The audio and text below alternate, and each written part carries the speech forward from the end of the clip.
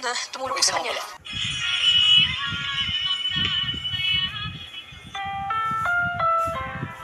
Ang programang ito ay rated SPG.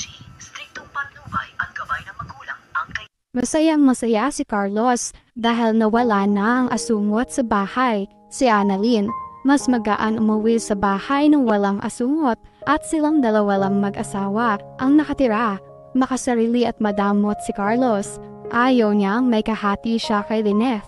Sabi ng kaibigan, paano pre kung bumalik si Annalyn? Sagot ni Carlos, simple lang pare. Gagawa ulit ako ng paraan para umalis siya ulit dito. At para hindi na siya bumalik dito kahit kailan. Magkakatingin naman ang magkaibigan. Masama pa rin pala talaga ang ugali ng kaibigan nila. Ganyan din siya nung mga college pa sila. Samantala, nauna na sa Cañetes restaurant sina RJ at Giselle. Lagot sina Moira at Nerissa. Sinabi pa naman ni Moira na andun siya at nagdi-dinner kasama si Nerissa. Pero makakahanap ng pwesto si Moira. Nagkakape sila. Ito ang idadahilan niya para bumaba ang kinain nila. Nakatsyempo ng pwesto sina Nerissa at Moira. Maya-maya ay makikita sila ni Giselle at RJ. Lalapitan sila nito dahil gusto nila malaman kung magkasama ba sila ni Don Pepe.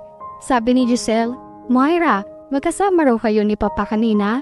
Nasaan na siya? Sinabi ng driver na ikaw ang kikitain sa hotel.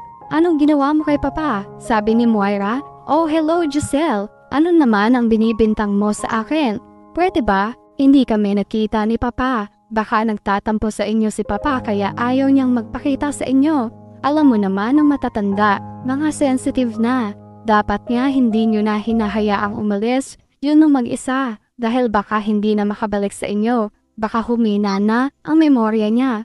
Sabi naman ni RJ, magtigil ka Moira. Hinulog mo rin ba si Papa sa hagdanan para mawala ang memorya niya? Kagaya ng ginawa mo sa akin?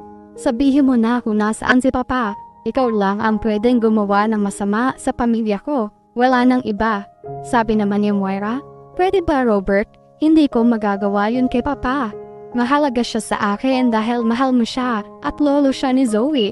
Subukan niyo kayong manawagan. Baka sakali may mapala kayo. Dahil sa akin, wala kayong mapapala. Hindi kami nakikita ni Papa. Kung wala na kayong sasabihin pa ay umalis na kayo para hanapin siya. Sa pagmamandarin ni na RJ na makita ang tatay ay umalis na rin sila agad. Samantala, pinaamin naman ni Nerissa si Moira kung ano ba talaga ang totoo. May kinalaman ba siya sa pagkawala ng father-in-law niya?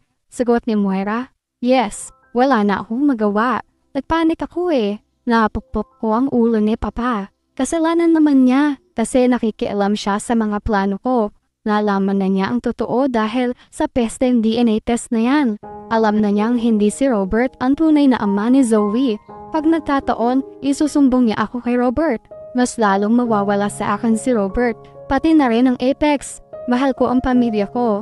Yan lang ang naisip kong paraan para mapigilan si Lolo Pepe. Kaya tulungan mo ako. Isikreto lang natin to. Kailangan ko ang kotse mo, Nerissa. Wala sa akin ang kotse ko. Nasa pulis na nagtago kay Papa. Sabi ni Nerissa, ito ang susi Moira. Pero ayaw kong madamay dyan, please lang. Sabi ni Moira, oo Nerissa, mag-iingat ako. Samantala dahil hindi naniniwala sina Giselle at RJ kay Moira, inabangan nila si Moira para masundan. Alam ni Giselle na may kakaibang kilos at plano itong si Moira. I sense something weird about Moira. Sundan mo siya, ang utos niya sa driver. Samantala kinausap ni Carlos si Zoe, nag-aalala pa rin siya para kay Zoe. Sabi niya, marami akong nababalitaan sa'yo Zoe. Sabi ni Zoe, like what? Sabi ni Carlos, may nakapagsabi sa akin na involved ka raw sa pagkawala ni Don Pepe. Maiyak-iyak si Zoe dahil ama niya nga si Carlos at kahit anong sama niya, hindi pa siya nito nilalaglag. Ha? Alam mo na, hindi ko sinasadya. Si Mami ang may pakana nito. Tulungan mo ako Dad. Paano ang gagawin ko? Baka makulong ako.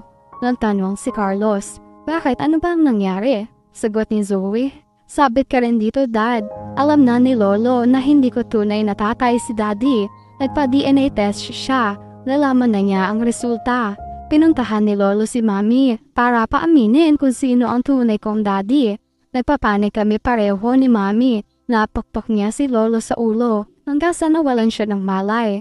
Tulungan mo kami. Kapag malaman nila na ikaw ang tunay kong daddy, sigurado kamumuhian ka ni Tita Lines. Hindi niya matatanggap ang panluloko mo sa kanya. Hihiwalayan ka niya. Lanlaki na ang mga mata ni Carlos. Hindi nila pwedeng malaman ang sekreto nila. Sigurado maghihiwalay sila ni Lines dahil sa pagsisinungaling niya. Sabi niya, hindi pwedeng mabuking tayo. Baka tuluyan na kami maghiwalay ni Lines. Mas malala kapag itakwil niya ako. Hindi ako papayag na mauwi lang sa lahat ang sakripisyo ko para kay Lines. Sabi ni Zoe, kaya nga tulungan mo kami ni Ma'am. Paano ang gagawin natin? Si Lolo nasa puder ng pulis na tumulong sa amin. Tinatago niya si Lolo. Buhay pa si Lolo pero nag-aalala ako sa kanya. Wala pang ideya si Carlos pero isa na rito ay magpakalayo-layo sila ni Lines. Pero paano? Paano niya yung gagawin? Pati si Carlos ay nalagay na rin sa alanganin. Samantala ang kalagayan ni Lolo Pepe, pinaiinom siya ng tubig ng pulis pagkatapos niyang pakainin. Nanghihina kasi si Lolo dahil sa pagod at gutom. Inalalayan at tinanong pa siya tungkol sa pakiramdam niya. Mapapansin ni Lolo Pepe ang ugali ng pulis. Sabi niya, mabait ka naman pala. Narinig niya si Lolo Pepe. Sabi ng pulis, sakto lang. Kung mabait ako, wala sana kayo dyan. Tatalikod na ang pulis at iiwan si Lolo Pepe. Biglang nagsalita si Lolo Pepe. 10 milyon. Pakawalan mo lang ako. Mapapatigil ang pulis sa laki ng perang alok sa kanya ni Don Pepe. Masusilaw siya sa 10 milyon. Pera na to. Hindi na niya susundin ang mga utos ni Moira at Balahadja. Bahala na sila sa mga buhay nila. Palalabasin niya ng laban si Don Pepe kaya nakatakas. Kailangan mailigaw niya si Moira at Balahadja. Ihahatid ng pulis si Don Pepe sa isang lugar na walang makakakita. Iiwanan niya ang matanda pero kailangan niyang makasigurado sa perang alok ni Lolo. Siguraduhin mong babayaran mo ako, Don Pepe. Kapag hindi ka tumupad sa usapan natin, babalikan kita. Nakataya rito ang buhay natin pareho. Sabi naman ni Don Pepe, oo, hindi ako sisira sa usapan natin. Kailangan lang sa akin ka humampi. Tulungan mo akong isumbong si Moira kay Obeng. Kailangan malaman ng anak ko ang panlolokong ginawa ni Moira sa kanya. Kailangan ko rin ng hustisya sa mga ginawa niya sa akin. Tatawagan naman ng pulis si Giselle. Magpapakilala siya na siya ang kumuha kay Don Pepe at ipapaalam niya kung saan dapat sunduin ang matanda. Sabi niya, Giselle, kitain mo ang papa mo sa lugar na to. Ingatan niyo siya.